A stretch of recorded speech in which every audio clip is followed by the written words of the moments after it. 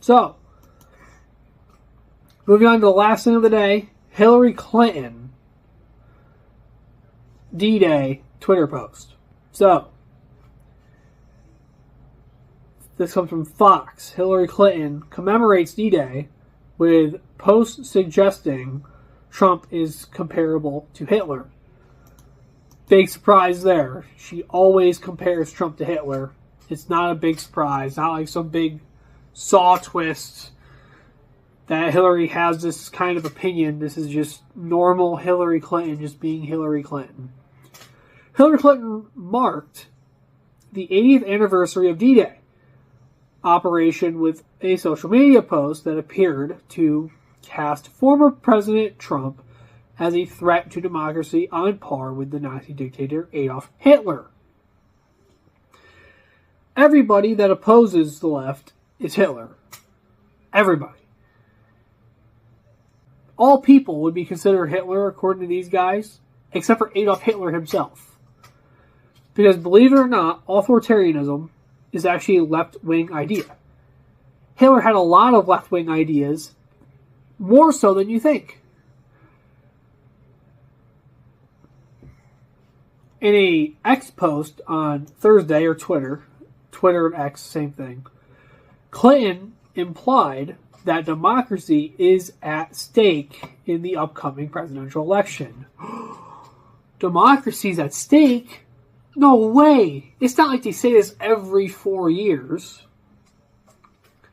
Democracy's at stake every single election. Come on now. You say it every time. It loses its meaning every time you say it. With presumptive Republican nominee, former President Trump challenging incompetent President Biden as a Democrat. Hold on. With presumptive Republican nominee, former President Trump challenging incompetent President Biden, a Democrat. Anytime someone on the left doesn't like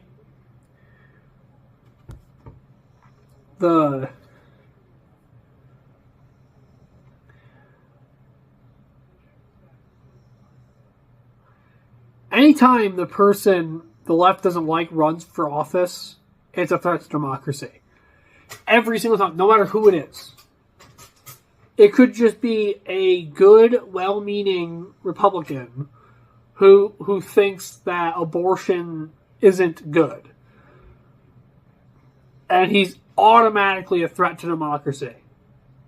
Everything he believes in is a radical idea. And how do I know this? Because Trump wanted to build a wall to stop the illegal immigration. Something that, when Obama was in office, was a popular opinion to have, by the way. Everyone wanted to take away illegal immigration. They didn't want illegal immigration in their country. When Obama was in office, but when Trump did it, and when Trump was in office, everyone hated it all of a sudden.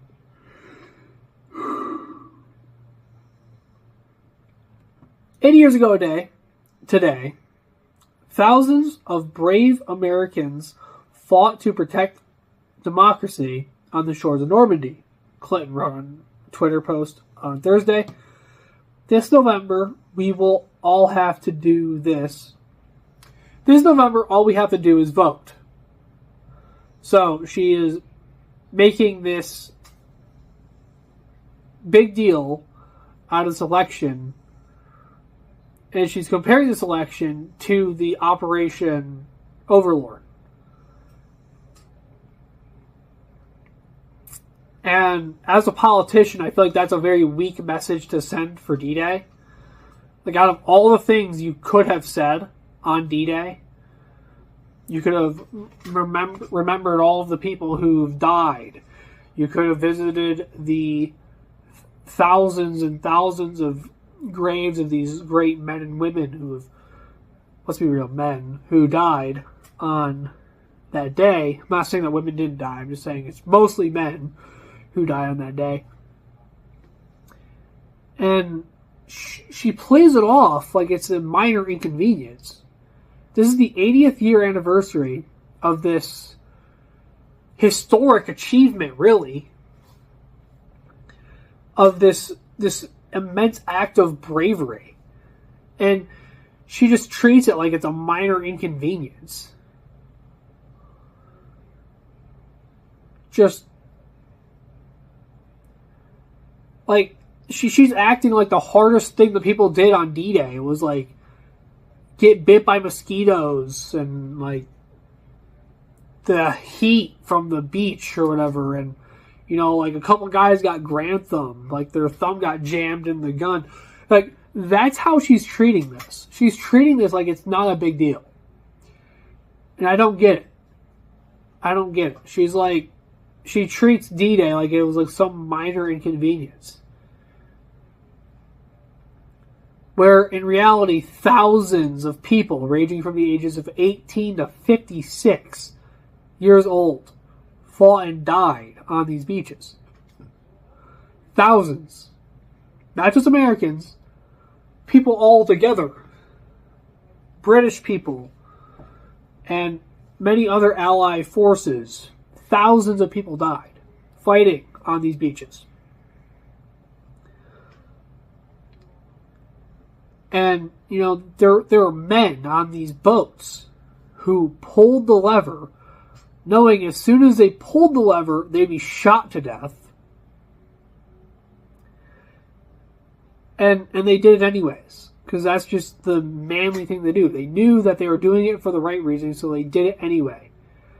They risked their own lives to do this great act, knowing that if this act gets committed, that democracy will be saved and that they will be stopping a genuine evil force, also known as the Nazi Party, a party that the Democratic Party wouldn't disagree with too much.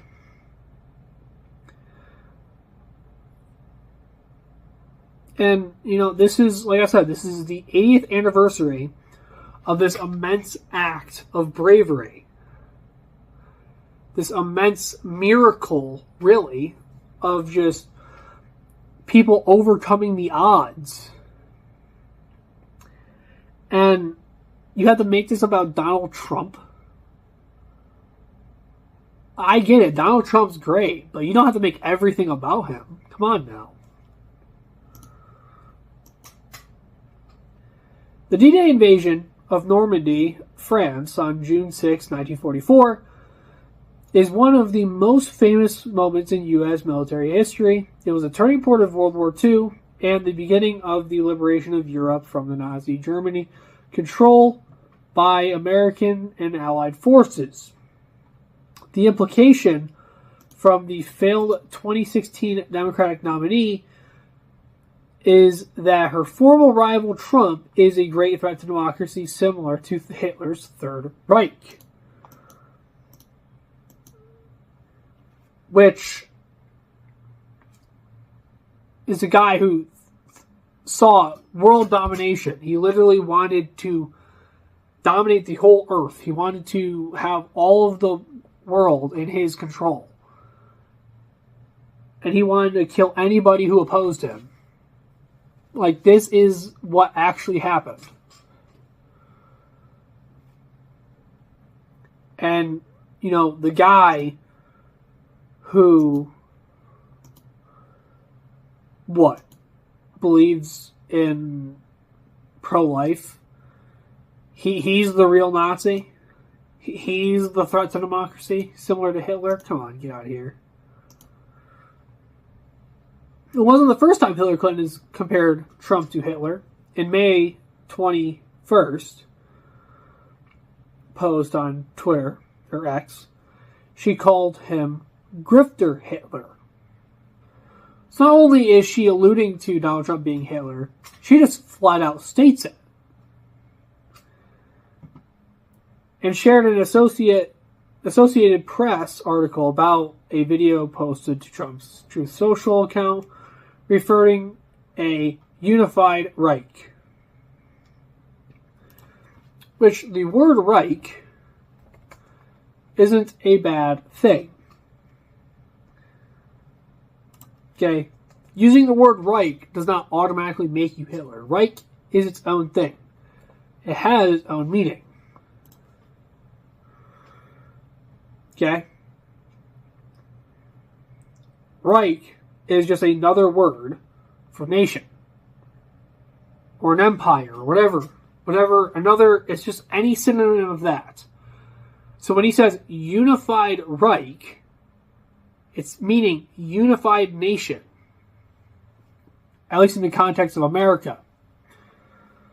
So among these hypothetical headlines, if he wins the November election, Trump's campaign said the video was created by a random account online by reposted by a staffer who clearly did not see the word. And everyone who's acting like Trump's some fascist dictator, as if he's like ready to gun down every single political opponent of his, and he just needs to be stopped at all costs. Newsflash for you: Trump was president before. I hope you know that. Trump has already been president, and one of his big campaign promises was that he was going to lock up Hillary Clinton. That was his big campaign promise. And you know what he didn't do? Lock her up. Now, quick quiz for you guys. Would a dictator, A, lock up a political opponent, or B, not lock up a political opponent? Would a dictator try to prison a political opponent of his in an election year, or B, not do that at all? A dictator would try to prison their political opponents. That's the answer to that question, in case you didn't know. And, you know, if Trump is actually a dictator, and I'm just blind, I don't see it, Trump just sucks at being a dictator. He really sucks at it, because he does not act like a dictator at all. He sucks at it, quite honestly. Hillary Clinton is a stone-cold loser who presided over the horrific Benghazi debacle and that led to death of Americans, Trump campaign spokesman Steve Chung told Fox News Digital. Nobody takes Hillary seriously because it's clear she is beclowning herself in order to stay relevant after President Trump crushed her in 2016. Trump defeated Clinton in the 2016 presidential election with 304 electoral college votes, narrowly winning several key battleground states, although Clinton won the popular vote by a 2% margin. Now, one thing I gotta say, back onto the lock her up thing. If Trump were to lock up Hillary Clinton or get her on trial, it would have actually been more justified than the Trump trial, because Hillary Clinton was not president. And especially being and you could argue that she was a presidential candidate, but she was a presidential candidate where a large portion of America didn't vote. So it's very clear that most of America didn't have an opinion either way. Or if they had an opinion, it probably could have been swayed because their opinion wasn't that strong on the subject. Thank you for watching all the way through the end. If you like this video and you want to see more like it, you can tune into my full show to watch all of my episodes early. And as always, God bless.